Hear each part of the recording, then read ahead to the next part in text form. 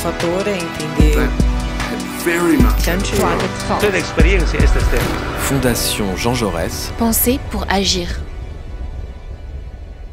Good morning. Igor Bandović, you're director of the Belgrade Centre for Security Policy. Thank you for joining us. We will discuss today about the role of Serbia in EU accession and democracy in the region. Serbia has officially applied for EU membership some 10 years ago, and the EU has provided guidance with the reforms needed to make it closer to the EU. But at the same time, there is a remarkable democratic decline in the region, which interrogates on the success of the EU in providing this guidance. This has accelerated, so this decline, with the pandemic. What is your assessment of the role of the EU in guiding the countries of the region, and more specifically Serbia, towards more democracy and towards EU accession? Well, first of all, thank you for this question, and I'm glad to be here. When it comes to the EU relationship with Serbia, I think we have to have in mind a couple of things. First of all, the road to the EU of Serbia is not the easy one, because Serbia has one outstanding problem, which is not typical for the country that wants to join the EU, and that's the problem of its relationship with the Kosovo.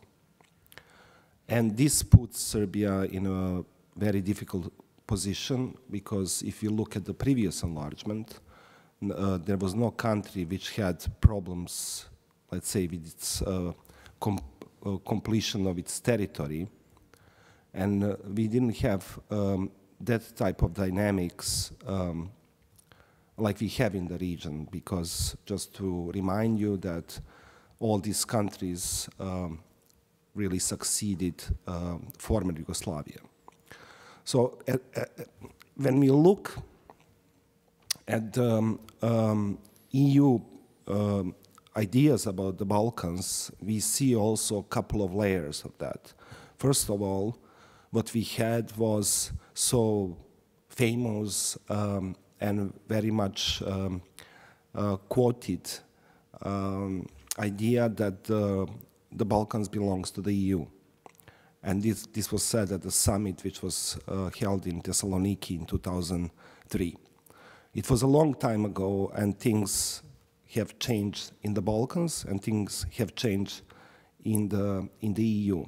We had the multiple crises, including the economic crisis, migration crisis, and the Balkan was, from that perspective, I think, put on hold. We were in a waiting room for these things to be solved.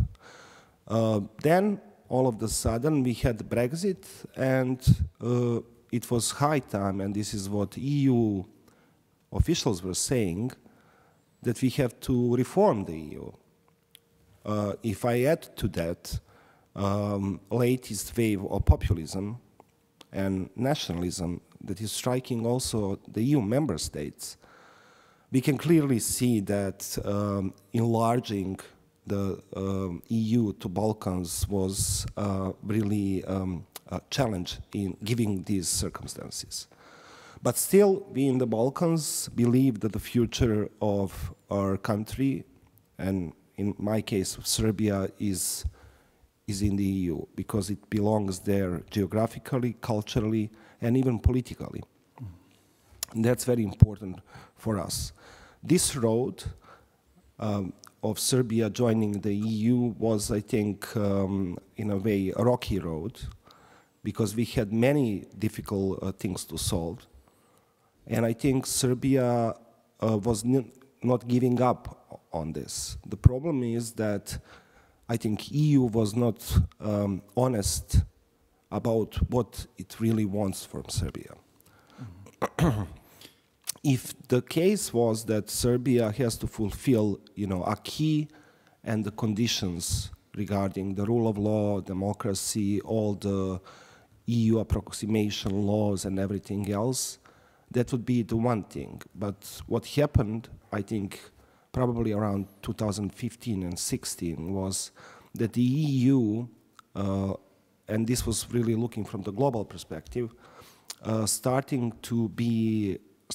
wanted to act more as a geopolitical player, also in the region. Mm-hmm. You underline the indecisiveness sometimes, or the hesitations of the EU, which are related to this its own transformation agenda, reform agenda. What we can witness also in the Western Balkans, in Serbia and in other countries of the region, is the mushrooming of civic movements. Mm-hmm. Another thing we may notice is that they are not always showing EU flags as a support. They are demonstrating for something else, partly maybe echoing the EU's ideals, but still, what is the driving force behind all the civic movements in the region? I think that the protests that are happening nowadays in Serbia, but elsewhere in the region, but primarily in Serbia, by its strength and organizational abilities, are telling us that people want justice and democracy. And when I say justice, it means that we still do have a lot of problems with the rule of law in our country. And the corruption as a featuring thing of, I think, any modern society in Serbia leveled up to the really level where it's systematic. And I don't know whether we should call it corruption now. What we are calling it, it's a state capture. It is basically that state institutions are captured by either one political party or even individual. And when you have that situation, it is very much that, and your institutions are not working. People are going out of the street and protesting. It has, these protests doesn't have any kind of flags, and they are not really symbolizing any kind of, taking sides. But they are clearly a sign of bottom-up democracy that is trying really to break this deadlock that we have. When it comes to the nature of it, and this is the latest, I think, feature, they are growing to become, they are really concerned about the basic, I think, needs of the people, and these are the water, these are the air, and this is the land. And they're, by its nature, I think, and they can be really connected to the environmentalist movement all across the Europe. So in that sense, they are very pro-European. Mm-hmm. Because what we are having is, we are having a lack of rule of law, and then we are having foreign investments, we are having dirty technology that is coming from third countries, and it's poisoning our water, air, and taking really our land. And I think it's a huge problem when you have, when you don't have your country or institutions not working, and you don't have regulation which can settle this. Mm-hmm. So you mentioned precisely that, also foreign investments, dirty technology. Serbia has maintained a very close relations politically with Russia for a long time. And now it has also boosted its cooperation with China in comprehensive ways, so from economy to technology. What risks do you think this kind of diversification of cooperations, so strategic cooperation partners carry with them? And how should the EU respond to these, as you said in the beginning, in a geopolitical or geostrategic context? To answer that question first, I think the EU should not play strategic competition with China and Russia in the Balkans. Because playing strategic competition will only put EU as another power player who is really defending its interest in the Balkans. And I don't think that should be the case. The whole EU idea and the whole investment of the EU in the Balkans and in Serbia was such that it was building hospitals, kindergartens, working closely from the local municipalities to the capital. So it should have hands-on approach. It should work side by people.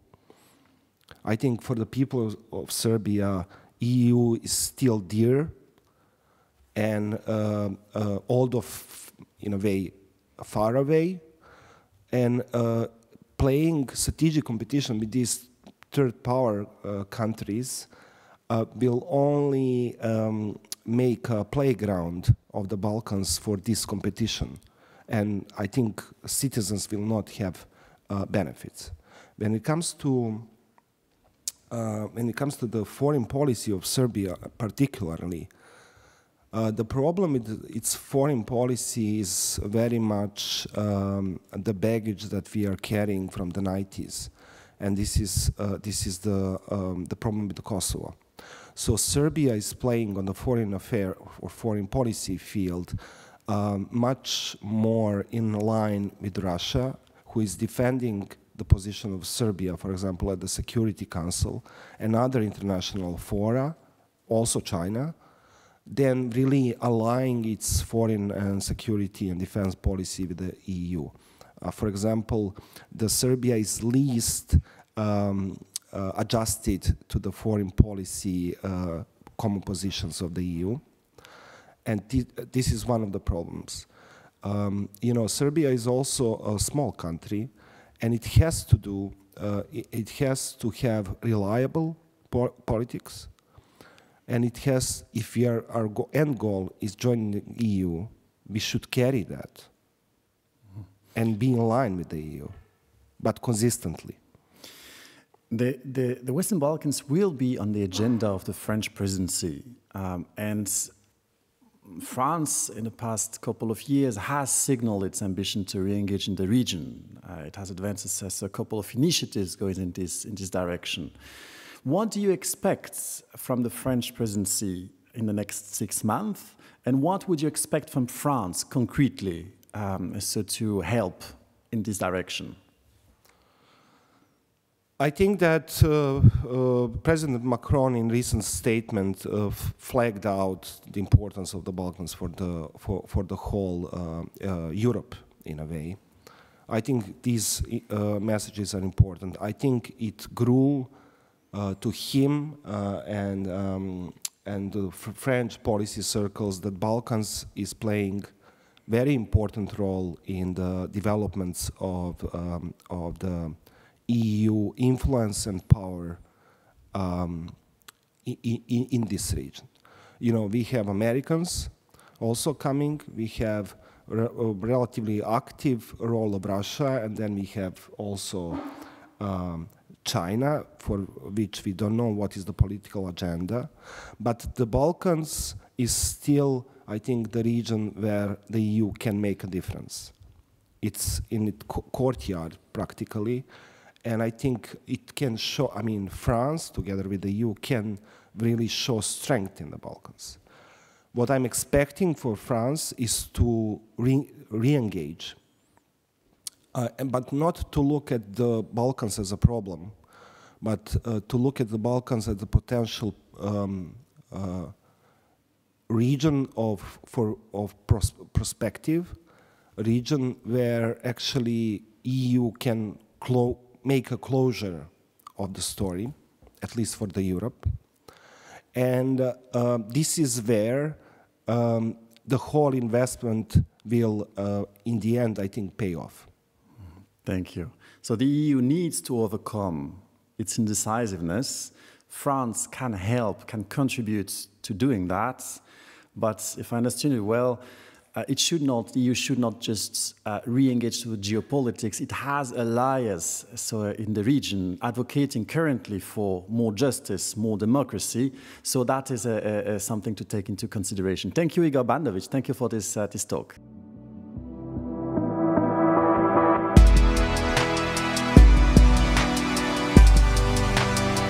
Fondation Jean-Jaurès, penser pour agir.